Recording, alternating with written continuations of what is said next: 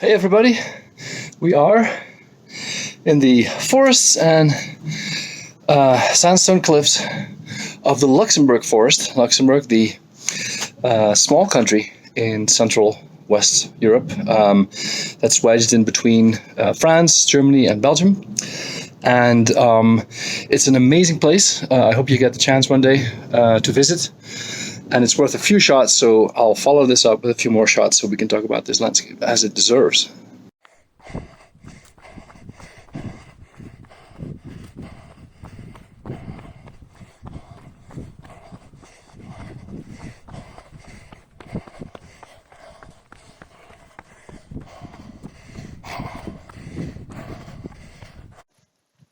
So at the top of this landscape in Luxembourg here, it's actually pretty flat. Look around. I'm not saying perfectly flat, but pretty flat.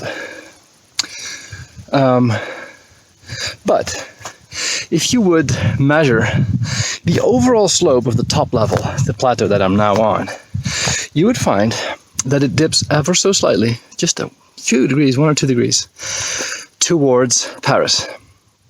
Paris, France, the capital of France. And that is because this plateau and many, many others between it and Paris are part of what we call the Paris Basin, a giant million-years-old basin that sediments were deposited in. Towards the edge, we find the oldest layers peeking out. We are on the edge, so these are very old layers that form this plateau and also its edge, as we shall see soon.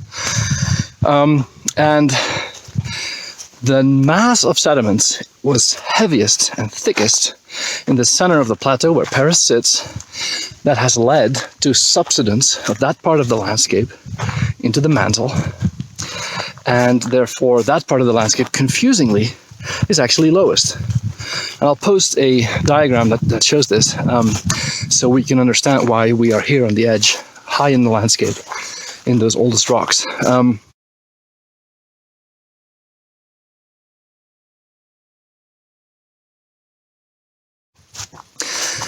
The landscape that this results in, at the very large scale, between here and Paris, basically, and around Paris, we call it a cuesta landscape, a landscape that has steep edges, smooth slopes to the center.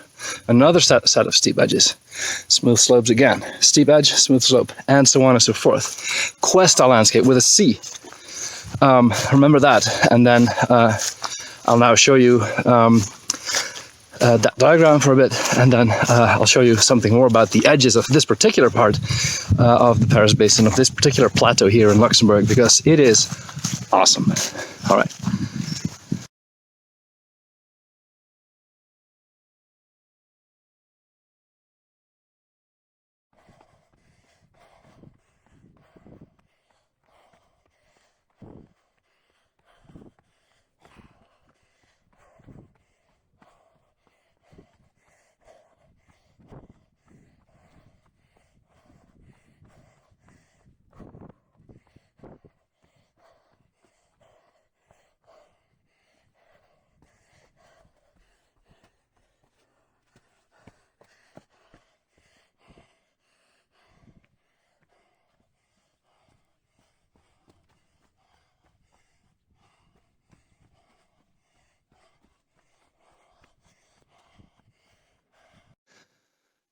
And so on the edge of the plateau, we find very thick, occasionally, stacks of what is clearly sedimentary rock.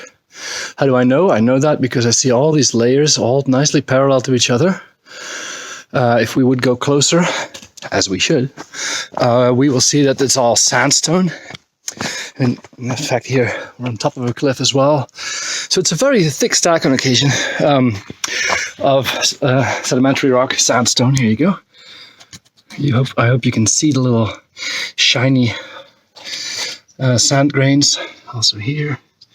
On top of what we don't see, but what is there, weaker shale. You know that shale is kind of clay stone, and so if that weathers, it weathers into clay. Clay is weak, and clay can then give way under the weight of these gigantic stacks. Are more and more behind me here, which will cause them to crumble.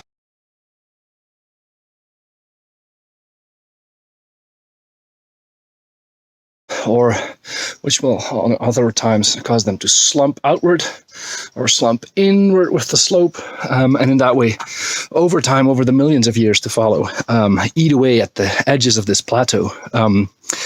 So an absolutely amazing setting, an amazing scene, which really demonstrates a very basic principle of hard rock on soft rock landscapes. And we have those in Kansas too, and in many other places around the world if you're not from Kansas. So with that beautiful view of these imposing towers, I'm going to leave you here in the forest in Luxembourg.